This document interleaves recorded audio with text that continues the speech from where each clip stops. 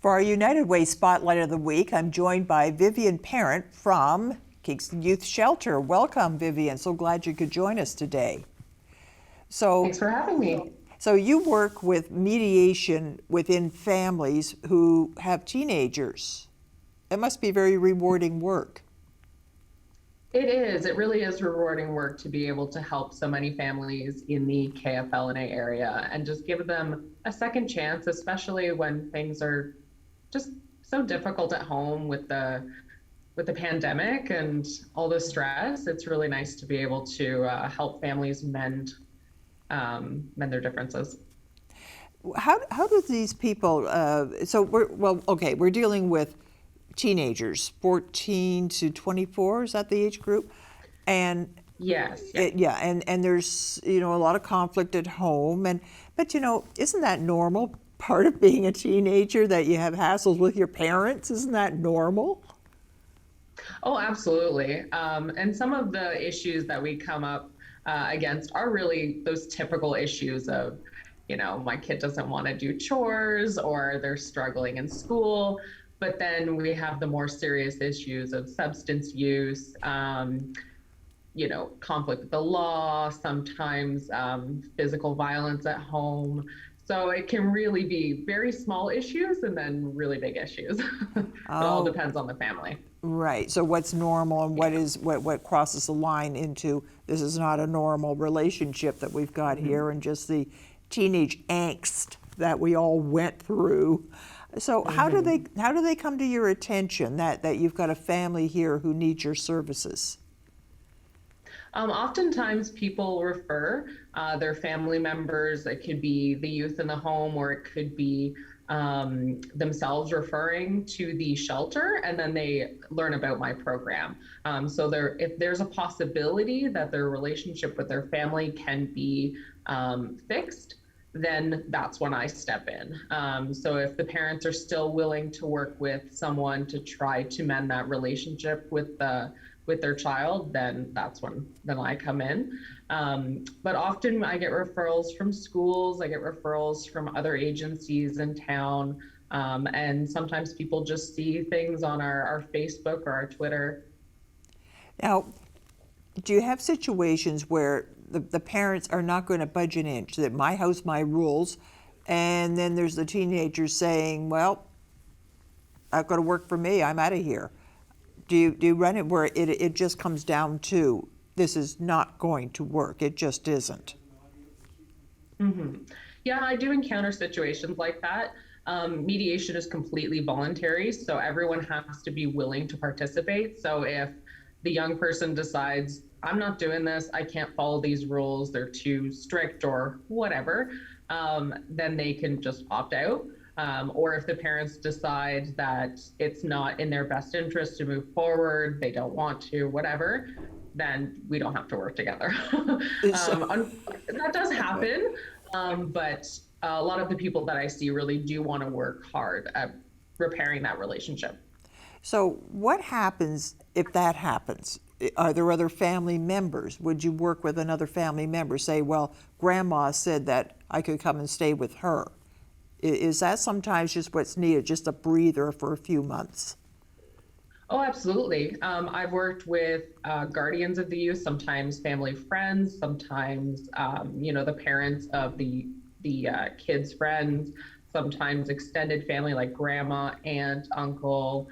Oh yeah, we've done that before, because sometimes they do need that cooling off period like you mentioned, and then we can work on getting them back home. And I guess a final is that they end up in the youth shelter. They become people that are living at the shelter and getting their meals there and go to school from there. And now if a teenager is under 18 and is staying at the youth shelter, do the parents pay you for their expenses? No, everything at the youth shelter is completely free. No one has to pay for any food, the bed, anything like that. So we offer space at the emergency shelter for youth 16 to 24. Any lower than that, and then it's usually they're involved with family and children services. But because my program isn't really running out of the shelter itself, I'm able to help youth that are 14 and 15. So hopefully trying to keep them from ever entering the shelter when they do turn 16. And I guess the whole point is that they don't set themselves up as being homeless as teenagers, and then they're homeless as adults. Exactly. Yeah. We're hoping that this is a difficult period in their life that we can help them through so that they can go and thrive when they're adults. Yeah. So, is there anything that goes on in families, and it's a pattern? So, I'm just thinking like families that have small children under age 10. Is there anything that should be going on at that point in the child's life that will stop this conflict that seems to come up around what age 14 to 16? Somehow that seems to be the age. Is that possible to spot this sort of thing and say, well, just advice for anybody out there watching and saying, oh, or the ones that say, oh, my children love me, I would never have a problem with them. It's easy to say when they're 7 or 8, but Yeah. Yeah. Of course, we all remember being teenagers and all the hormones and everything going on is very dramatic at that time. But I think really for parents, it's just about staying connected with your kids and really fostering that open communication, because I see so many people where communication has just broken down, and that's the main issue, is they're just on completely different pages and they can't see each other's perspectives. So I think just making sure that you're communicating really openly, allow your kid to come to you for any advice, and I think that is so helpful and really goes a long way towards building that strong relationship. so if you have children that say, 7, 8, 10, 12, like not teenagers yet, what's reasonable, what is too strict that will just lead to this conflict later on? I think that really depends for every family. It depends for their value system, their religion, anything like that. It's hard to say what is too strict, but I think when it gets to the point where your child is uncomfortable talking to you, or they feel they can't talk to you about some of the hard things that they're dealing with, and maybe at 7 or 8, the hard things they're dealing with are somebody bullying them on the schoolyard, but they should still feel comfortable enough to come to you. And the world is different than certainly when I was a kid, and probably even since you were a kid. But this whole idea that the influences are so much different with the internet. Is that something that parents should be on top of from the time they're really small? Then it doesn't become such a invasion of their privacy when they're teenagers, because this is the way it's been all along. What are some of the rules that you think that parents should put in place when it comes to social media? I think it's important to strive to have a balance for sure. And I know that social media, when not monitored at all, can cause a problem. We have had instances of young girls being victims of human trafficking here through people they've met on the internet.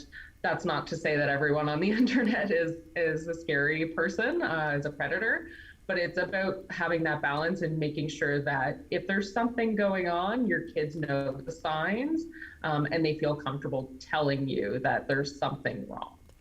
That's good point. Good point. Now, you're a United Way agency, and I understand the United Way is a big supporter. Can you tell me about that?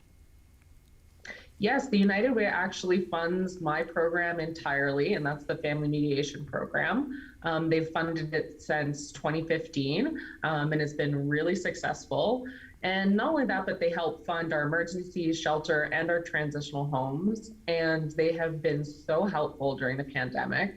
They really helped us continue our essential service without any interruption.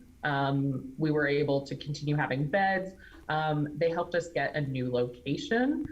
We were over at 113 Lower Union for a little while, and now we're over on the West End at 805 Ridley Drive, and they helped us get this location.